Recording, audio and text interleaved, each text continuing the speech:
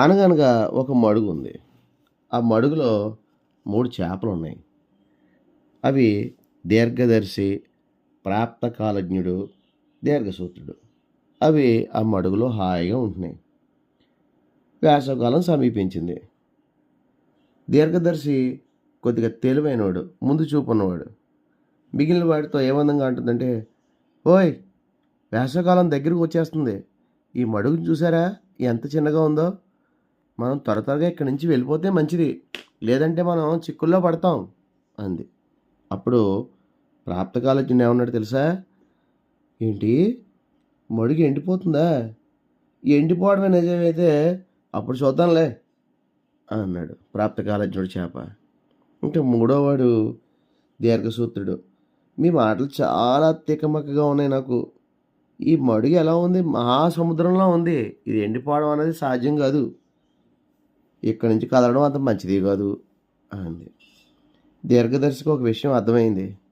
ఈ రెండు వెళ్ళేలాగా లేవు.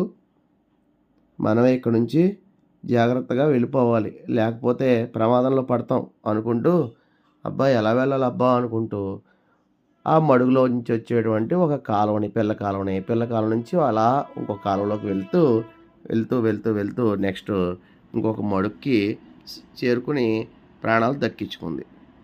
అమ్మయ్య, ఈ మడుగులో పెద్ద మడుగులోకి వచ్చేసాను, నేను హాయిగా ఉన్నాను, వాళ్ళిద్దరూ ఏమైపోతారో ఏంటో అనుకుంది పాపం. ఈ లోపల వేసవికాలం రానే వచ్చింది. ఆ మడుగులో నీరంతా ఎండిపోసాగింది. కొంతకాలానికి జాలర్లు వచ్చారు, అదే చేపలు పట్టుకునేవాళ్ళు. వాళ్ళతో వచ్చారు, చేపలన్నింటినీ పట్టుకున్నారు. అవి తప్పించుకుందామని చూసినా సాధ్యపడలేదు.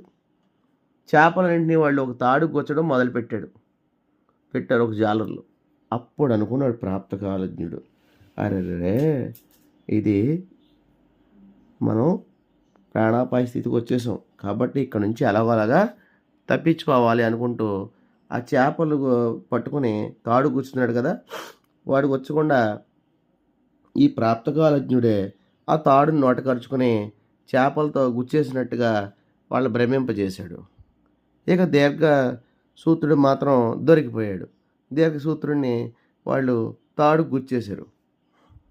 దారిలో జాలర్లు చేపలు కడుగుదామని ఆ చేపలు గుచ్చినటువంటి తాళ్ళని ఒక కాలువలో ముంచినప్పుడు ఆ తాడుకి కరిచిపెట్టుకున్నటువంటి ప్రాప్తకాలజ్ఞుడు టక్కుమని కాలంలోకి దూకి ములిగి తప్పించేసుకున్నాడు. కానీ దీర్ఘసూత్రుడు మాత్రం అలా ఉండిపోయాడు. ఈ కథలో మనకి నీతి ఏంటి? ఆపద వస్తుందని ముందే తెలుసుకున్నటువంటి దీర్ఘదర్శి తప్పించుకుని జాగ్రత్త పడ్డాడు, ప్రాణాలు కాపాడుకున్నాడు. రెండో వాడే చేప అయినటువంటి ప్రాప్తకాలజ్ఞుడు ఆపద వచ్చినప్పుడు సమయస్ఫూర్తితో ఆపద నుంచి తప్పించుకున్నాడు. ఇక మూడో చేప మందబుద్ధితో, నిర్లక్ష్యంతో దీర్ఘసూత్రుడైనటువంటి మూడో చేప ప్రాణాలు పోగొట్టుకున్నాడు అనమాట. ఇది ఈ కథలో నీతి.